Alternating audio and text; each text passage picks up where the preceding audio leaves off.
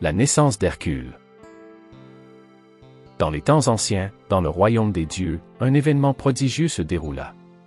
Zeus, le roi des dieux, tomba amoureux d'Alcmène, une belle mortelle.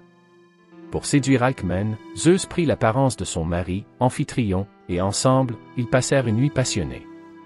De cette union naquit un enfant exceptionnel, Hercule, qui possédait des forces extraordinaires. Cependant, Héra, l'épouse de Zeus, était jalouse et furieuse d'avoir été trompée. Elle décida de rendre la vie d'Hercule aussi difficile que possible. Peu après sa naissance, Héra envoya 2 serpents dans le berceau d'Hercule pour le tuer. Mais, avec une force incroyable pour un si jeune enfant, Hercule saisit les serpents et les étrangla, prouvant ainsi qu'il était destiné à devenir un héros. En grandissant, Hercule montra des aptitudes exceptionnelles, mais également une impulsivité qui le mènerait à des épreuves difficiles. Les dieux, intrigués par son potentiel, le surveillaient de près, conscients que son destin serait marqué par des défis épiques.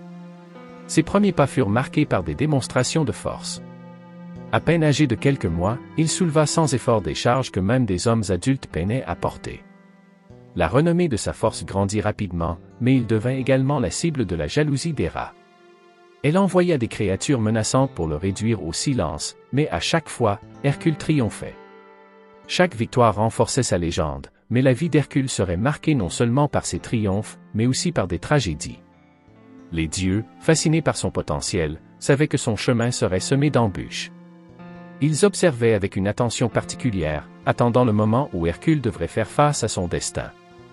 Une chose était certaine. Hercule était destiné à devenir un héros légendaire, et son voyage ne faisait que commencer. La folie d'Hercule.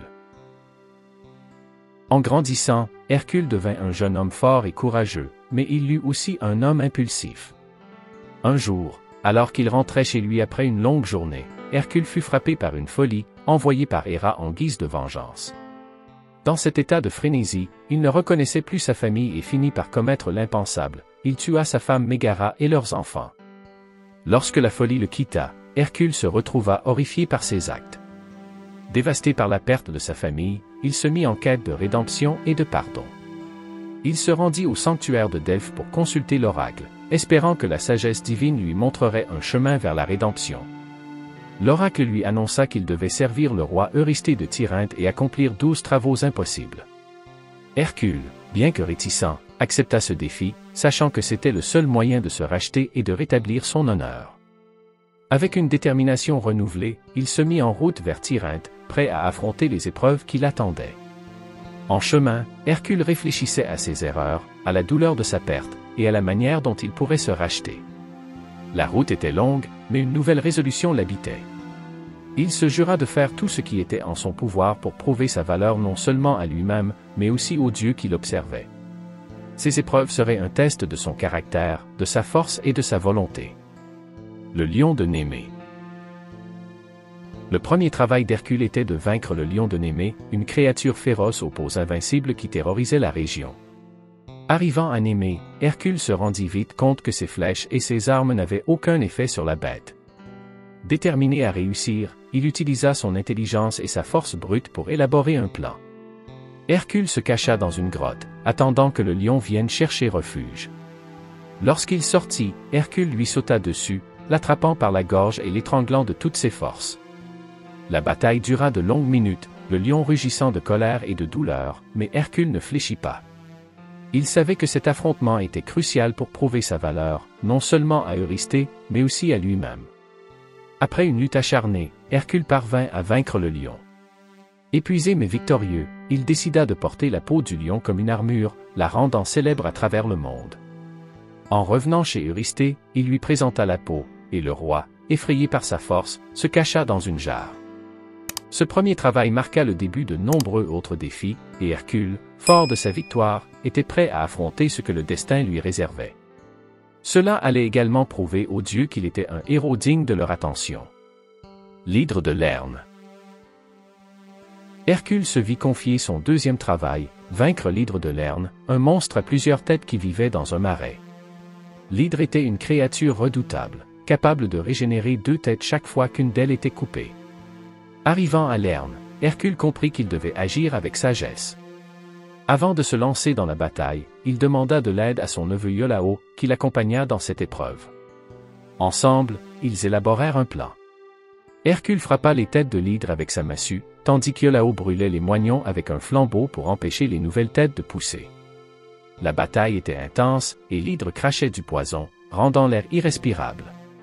Hercule, avec son courage inébranlable, continua à se battre, déterminé à ne pas laisser le monstre le vaincre.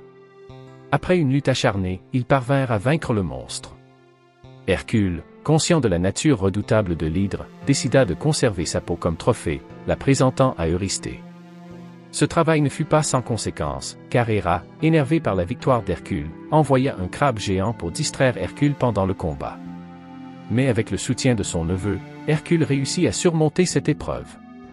Ce succès renforça sa réputation et sa détermination, prouvant une fois de plus qu'il était un héros à part entière. La biche de Cérynie.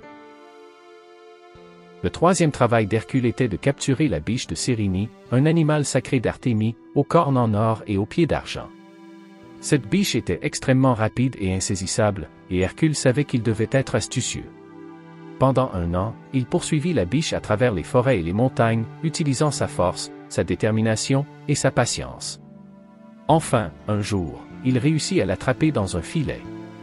Cependant, face à la biche, il se rendit compte qu'il ne pouvait pas la blesser, sachant qu'elle était sacrée.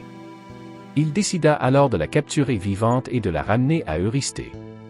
En chemin, il rencontra Artémis, la déesse de la chasse, qui l'interrogea sur son entreprise. Hercule expliqua ses intentions, et Artémis, impressionné par son respect pour la biche, lui permit de la ramener. Ce travail montra qu'Hercule n'était pas seulement un homme de force, mais aussi de respect et d'honneur. En revenant, il présenta la biche à Eurysthée, qui fut encore une fois impressionné par ses capacités. Hercule savait qu'il devait continuer à prouver sa valeur. Chaque travail qu'il accomplissait le rapprochait de la rédemption qu'il recherchait. Ses aventures le façonnaient, et il comprenait que la force n'était pas seulement une question de muscles, mais aussi de sagesse et de respect pour le monde qui l'entourait. Le sanglier d'Érymanthos.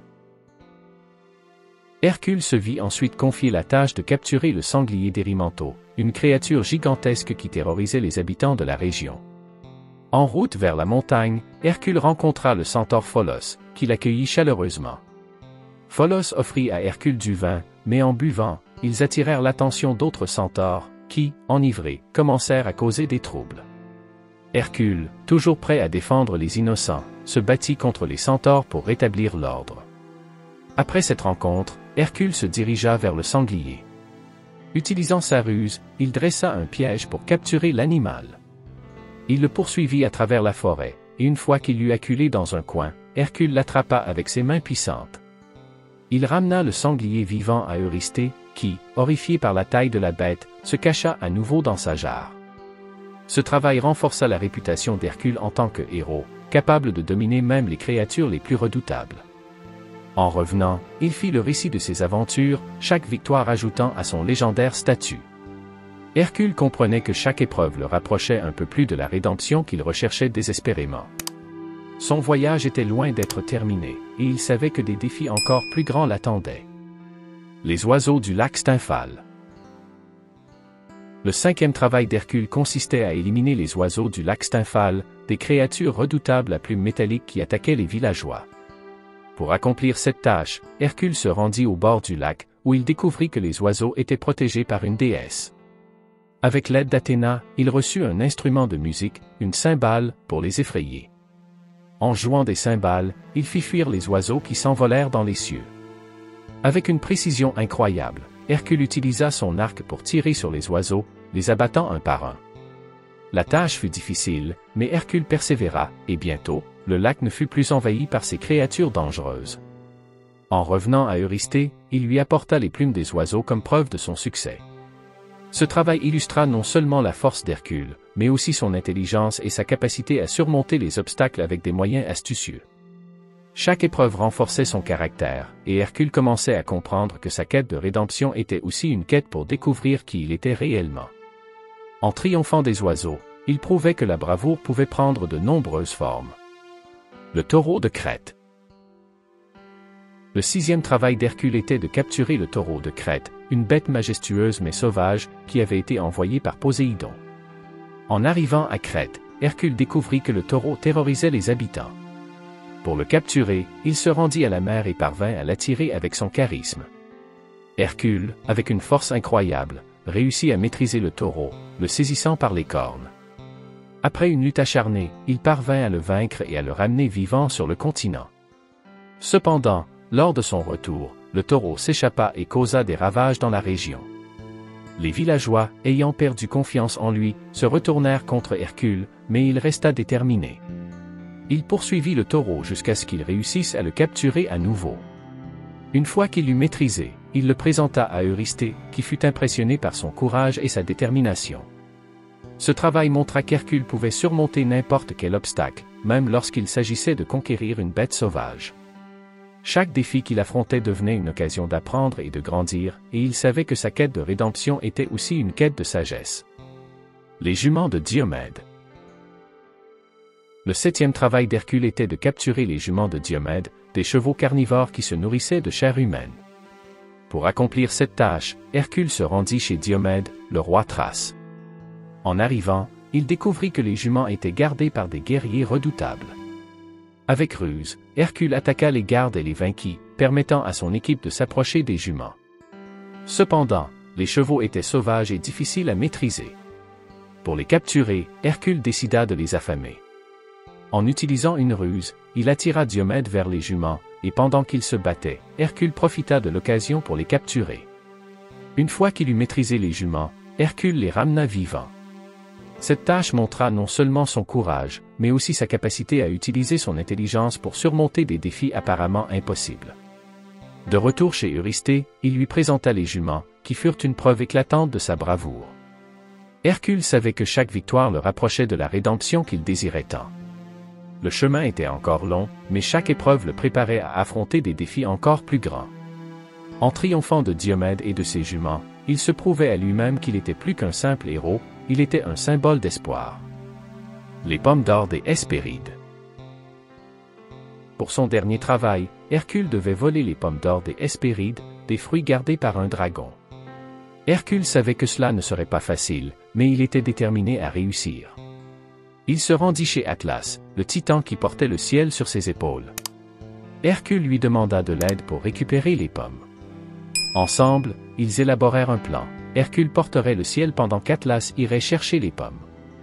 Une fois qu'Atlas revint avec les pommes, Hercule décida de les rapporter à Eurysthée lui-même. Mais Atlas, réalisant que Hercule était devenu un héros, souhaitait garder les pommes pour lui. Cependant, Hercule, avec sa ruse, lui demanda de porter le ciel un instant pendant qu'il ajustait son manteau. Atlas, trompé, accepta et Hercule saisit l'occasion pour s'échapper avec les pommes. En revenant à Eurysthée, il lui remit les pommes en signe de réussite. Ce dernier travail marqua l'apogée des épreuves d'Hercule et sa transformation en héros légendaire. En accomplissant ces travaux, Hercule avait non seulement prouvé sa force, mais aussi sa capacité à surmonter des défis impossibles. Son nom serait chanté à jamais dans les histoires, un véritable modèle de bravoure et de détermination.